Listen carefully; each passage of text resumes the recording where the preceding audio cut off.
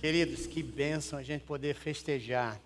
Eu não sei se você percebeu, cada frase que aparecia ali era a alegria de saber que um dia eu fui perdoado, um dia eu fui confrontado por Deus e Deus, na sua infinita misericórdia, me deu o seu perdão.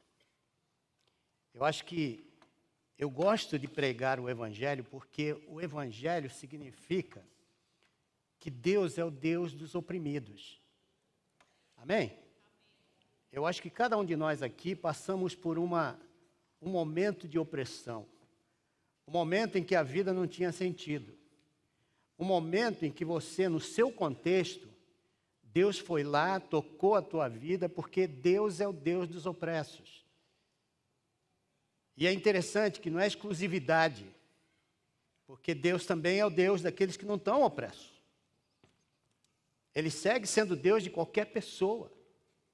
E hoje eu queria trazer para vocês a história de um homem que foi chamado por Deus para pregar uma mensagem que nem todo mundo gosta, mas é que é tão necessária. Eu queria falar de um homem que foi o precursor do Senhor Jesus Cristo, quando Jesus, ele vem e é batizado por João Batista. A palavra de Deus diz que esse homem veio para preparar o caminho para que o Senhor Jesus viesse e se tornasse o único que pode perdoar os pecados. Mas a mensagem de João Batista não era uma mensagem tão boa, porque o contexto não é legal.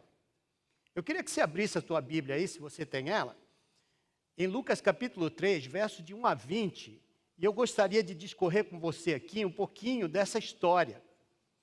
Esse homem está num contexto em que hoje, Lucas 3, verso 1 e 2, no ano 15 do império de Tibério César, sendo Pôncio Pilatos governador da Judéia e Herodes tetrarca da Galiléia e seu irmão Filipe tetrarca de Urureia e da província de Tracônites e Lisânias, o Lisânias também está aqui, tetrarca de Abilene, sendo Anás e Caifás sumos sacerdotes, veio no deserto a palavra de Deus a João, filho de Zacarias.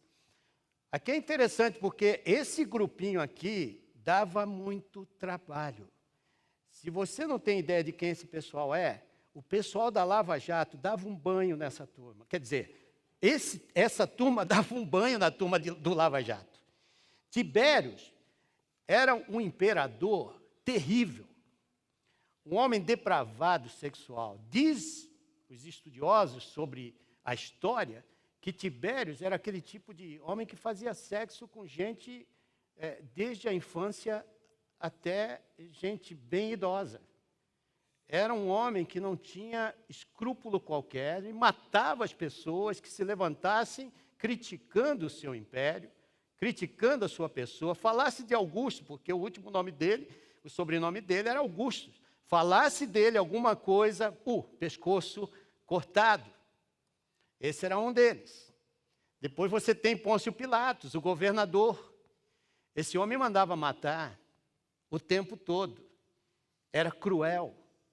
Ninguém conseguia viver bem com esse homem. Depois você tem Anás, Caifás, você tem Herodes. Herodes mandava matar gente da sua própria família. Esse era o contexto.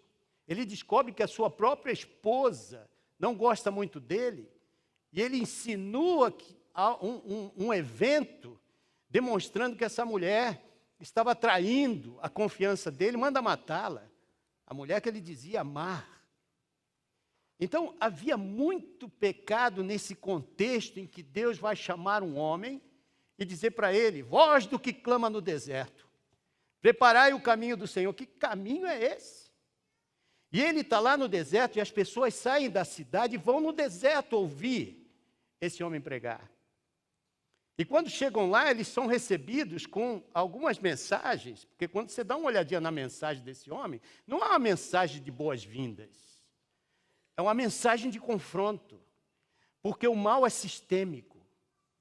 Quando as pessoas aqui de cima, elas começam a ir contra os princípios de Deus, Isso vai contaminando a sociedade inteira. A gente começa a ver violência. A gente começa a ver pessoas que não são mais éticas. Você vê uma sociedade se deteriorando o tempo todo. É esse contexto que Deus está chamando um homem para pregar o arrependimento. Porque se o mal é sistêmico, todos precisam de um Messias. Logicamente que João Batista ele não prega arrependimento para salvação. Salvação não vem pelo arrependimento. Tem muita gente que se arrepende. Tem muita gente que tem aquele sentimento, aquela comoção. Aí vai lá, pede perdão para uma pessoa, mas isso não significa que há evidências de uma mudança de vida, porque mudança de vida precisa de sangue, precisa de Jesus, precisa do Messias. Mas é interessante que ele começa a pregar para homens que estariam planejando daqui a pouco a sua própria morte. E não somente a morte de João, mas também a morte de Jesus vai ser, porque quando você começa a falar coisas que levam o povo a pensar, isso dói. A verdade dói. E tem muita gente que tem falsas amizades sacrificando verdades. O que nós estamos vendo aqui é um homem que prega. E as pessoas vão até ele porque eles querem a salvação.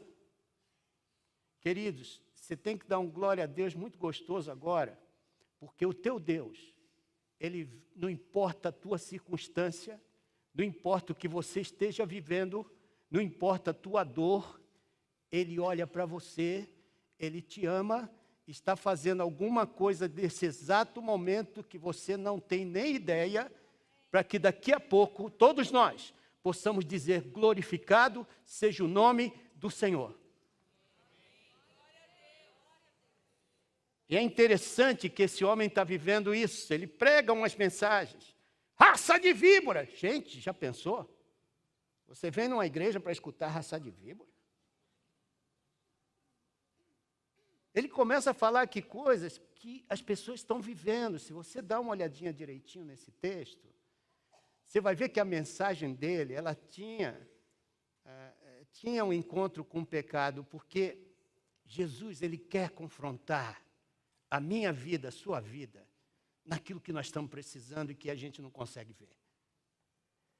E às vezes é necessário Deus usar de pessoas ungidas pelo Espírito Santo para deixar a gente aqui compungido no coração, numa tal intensidade que você não consegue se conter, ao menos que você diga, eu preciso de Jesus. Eu preciso de perdão.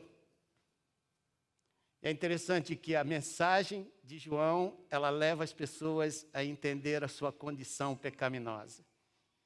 E quando ele começa a pregar, ele sabe que havia muita gente que vinha lá da cidade, vinha do seu trabalho, cansados, chegavam ali no deserto, mas os corações dessas pessoas já não aguentavam mais viver aquela condição de escravidão, de pagamentos de impostos tão caros. Isso é perda do seu emprego, perda da sua dignidade, e o resultado disso, queridos, era um povo carente de um Salvador. Nunca desassocie a tua condição da tua necessidade de Jesus. Porque eu só venho para Jesus, não porque eu sou bonzinho, mas porque eu preciso dele. Todos nós aqui temos que chegar à conclusão de que precisamos, essa manhã, de Jesus Cristo. E que ao menos que eu reconheça isso, por isso o batismo de João, essas pessoas entraram aqui dentro não para pagar um mico, entrar dentro de uma piscininha dessa, com um bocado de marmanjo ali dentro, e ser batizado e sair. Que relevância tem isso? Muita. Todos eles reconheceram um dia que precisavam da graça do Senhor. Todos eles reconheceram um dia e foram confrontados nos seus próprios pecados e descobriram que sem o Senhor, sem o Messias, porque não é só o arrependimento, A evidência do arrependimento é uma mudança de vida total, plena. É interessante que a mensagem desse homem era isso. Ele sabe o preço que ele vai pagar. Ele sabe que ele está denunciando o pecado do rei ou do imperador. Ele está denunciando o pecado do governador. Ele está denunciando o pecado dos sacerdotes. Ele está denunciando o pecado de todo mundo. E diz que o resultado dessa mensagem dele foi tremenda, gente. Mas tremenda. Ao ponto de que as pessoas não sabiam o que fazer. Quando elas escutaram a palavra de Deus, porque olha, quando o Espírito de Deus está falando, é melhor você escutar o que você precisa agora mesmo. E uma palavra só, no meio de tantas, vai tocar o âmago da tua necessidade. E é nesse momento que você vai precisar de um Salvador. E só Jesus vai poder te guiar. É interessante que no verso 3 ao verso 6, Lucas aqui ele vai resumir o ministério de João. E resume com essa frase aqui, que ele pregava o batismo do arrependimento para perdão dos pecados. Então, o que significa isso? Arrependimento é uma mudança de direção de vida. Às vezes, queridos, eu e você não percebemos que temos problemas. Às vezes a gente só quer ver o problema do outro. Às vezes a gente olha o problema do governo, a gente olha o problema do governador, a gente olha o problema da nossa Câmara, a gente olha o problema na sociedade, a gente vê a violência, mas a gente não consegue ver o nosso problema. E a mensagem de João, ela está lidando com todo mundo. Tenho certeza que se Tibério estivesse ali no deserto, ele escutaria coisas, mas não tem problema, porque tem gente tirando selfie o tempo todo. Tem gente mandando pelo WhatsApp. E coisa ruim chega nos ouvidos dos outros rapidamente, não é verdade? Eu tenho certeza que aqueles que estavam ali foram dizer para Tibério, foram dizer para Herodes, o cara está falando de ti. Ele está pregando contra você.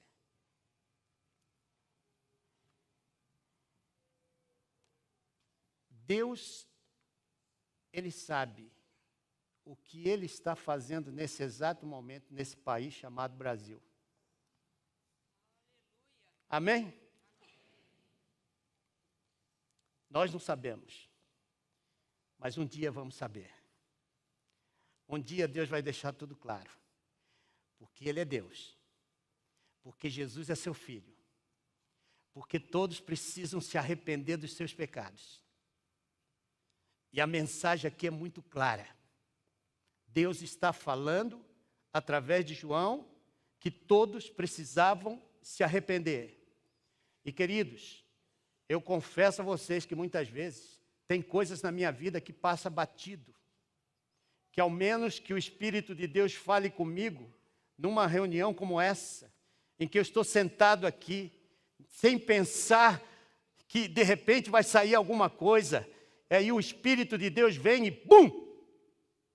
Direto no meu coração, e traz à tona aquilo que eu sou. E aí a gente fica naquela, caramba, o que eu vou fazer? É o que acontece aqui.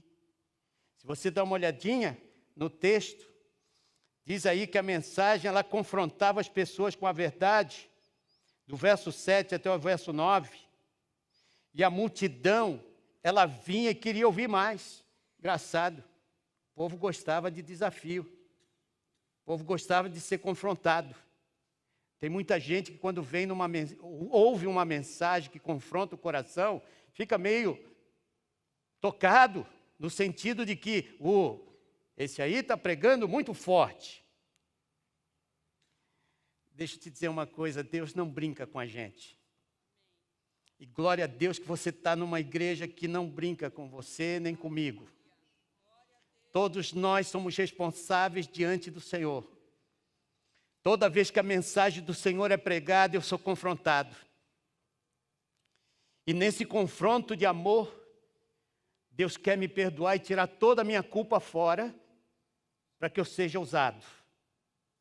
No verso 10 ao verso 14, Lucas demonstra aqui 3 aplicações. Depois dessa mensagem dura, que confronta todo mundo, diz aqui que a multidão são todos que afluíam ao deserto para ouvir esse homem pregar. Povo de Deus e povo que não era de Deus, que era convidado, que vinha ali, que queria ver o que ia acontecer. Todos eram confrontados. E diz aqui que o poder era tão grande, que o Espírito de Deus falou tão forte, que essas pessoas perguntavam: o que faremos agora? O que faremos agora? Eles se descobriram, sabiam que estava dentro deles, precisava de Jesus, precisava do Messias, e eles estão buscando o Messias, porque a situação está feia. Eu quero um Salvador. E diz que eles perguntavam, que a multidão conhecia o que deveria fazer, mas não fazia. Irmãos, não é um negócio interessante? O problema muitas vezes nosso, não é o que a gente não sabe sobre Deus, mas é o que a gente sabe e a gente não consegue praticar. Estamos juntos nisso? Às vezes a gente já conhece muito, a gente sabe muito. E aí tem que vir alguém com o Espírito Santo de Deus, porque é Ele quem convence o pecador e traz a nós essa consciência de que eu preciso do Senhor. Sem Ele eu não posso viver, eu não tenho saída. Irmãos, João Batista não perdoa ninguém. Ele era o precursor para trazer a gente aos nossos joelhos, clamando pelo Messias. E aqui está a multidão. Diz que os coletores de impostos, você queria, o judeu queria tudo menos coletor de impostos na sua casa. Se você reclama da tua declaração de imposto de renda, naquela época, o pessoal perdia suas propriedades para essa gente. Não tinha como pagar? Me dá tudo que você tem. O povo sofria muito. E aqui, os coletores de impostos ouviam a voz de Deus. Deus confrontando o coração deles. Que faremos? Que faremos? Diante da mensagem do Senhor, quando você vê a primeira mensagem de Pedro, logo depois da ressurreição, ele vai pregar e tal. Quando ele prega, a multidão que escutava dizia: o que faremos? Irmãos, quando a gente tem a consciência do pecado, não tem jeito. Só se arrependendo, só dizendo para o Senhor: Senhor, me perdoa. Ele perdoa, porque Ele te ama. Porque Ele te ama de uma tal maneira que Ele quer ver você feliz. E a felicidade sua depende muito de como você vê Deus. Como você vê a pessoa de Cristo, o sangue de Cristo na tua vida. Esse povo que entrou aqui na água, eles são relevantes sim. Porque eles estão tão alegres de saber que um dia Jesus perdoou os seus pecados. Não tinha razão. Como ser humano, eu posso perdoar qualquer pessoa, mas isso não significa que realmente eu perdoei. Palavras. Mas quando o Espírito de Deus está no negócio, Ele faz você cair de joelhos diante da presença santa desse Deus que nós estamos aqui. Então, os coletores de impostos caíram de joelhos. O que faremos? E o conselho: não pegue mais do que vocês têm, se contentem com o que vocês têm. Vocês não precisam disso.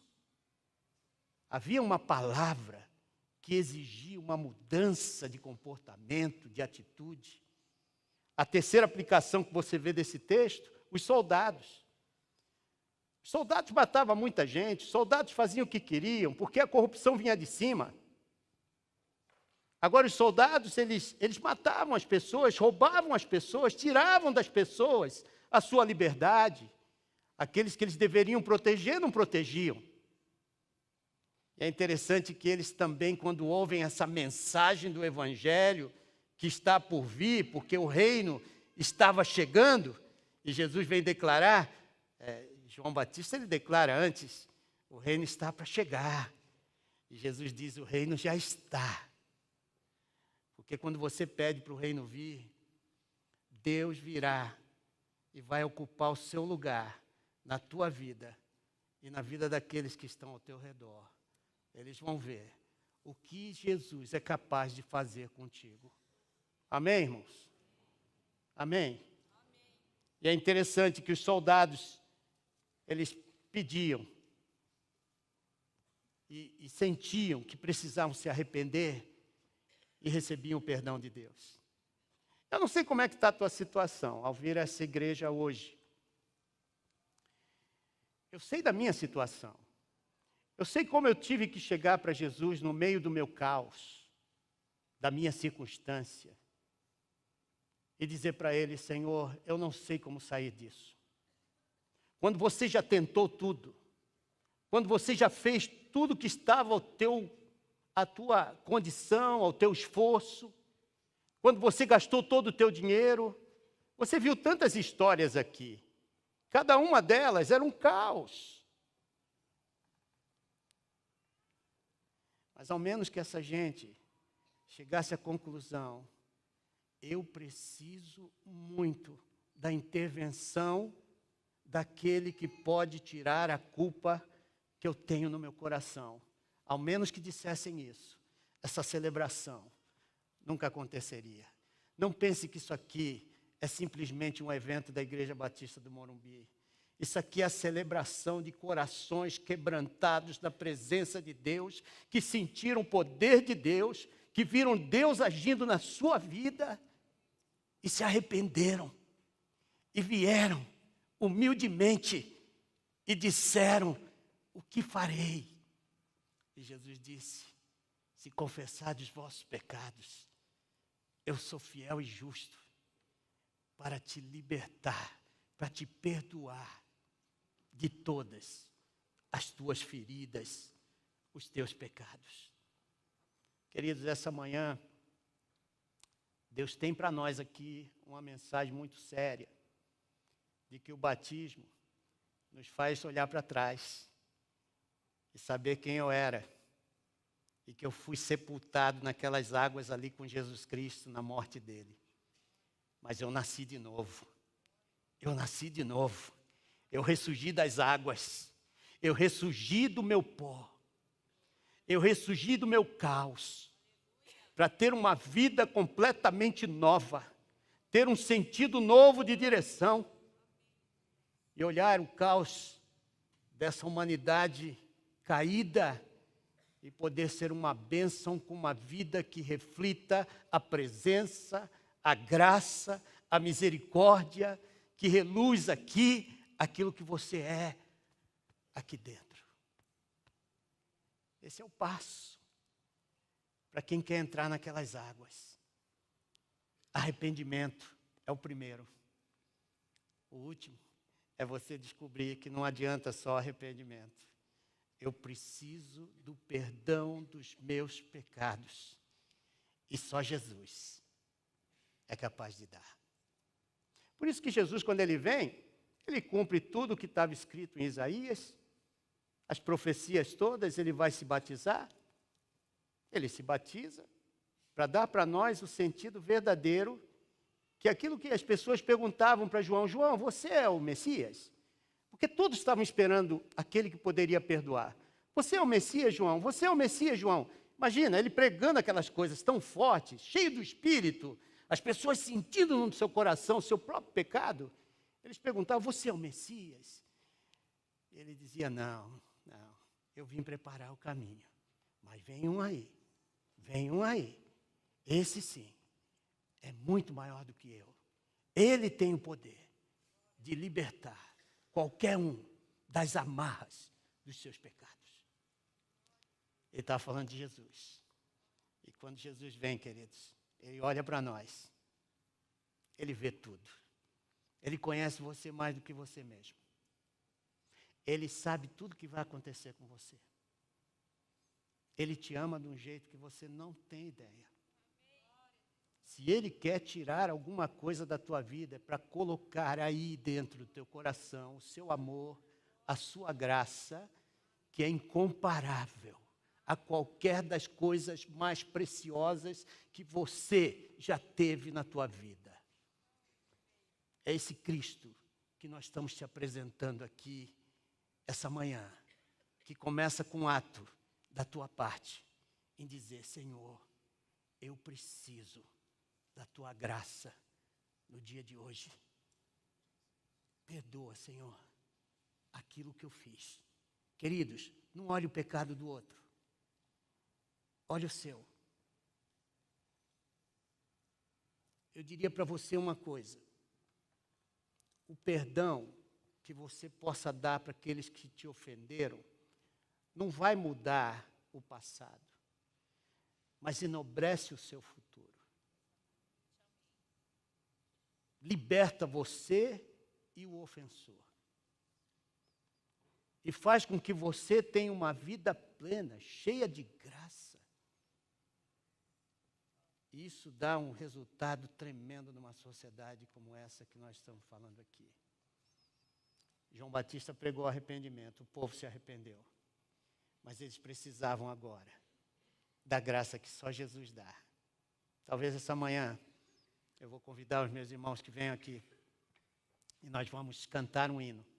E eu gostaria de fazer um convite para você. Você que ainda não disse para o Senhor: Senhor, eu preciso da tua graça. A minha vida está sem graça. Eu tenho algumas coisas aqui dentro de mim que precisam de um jeitinho, Senhor. E eu sei que tu já vistes isso.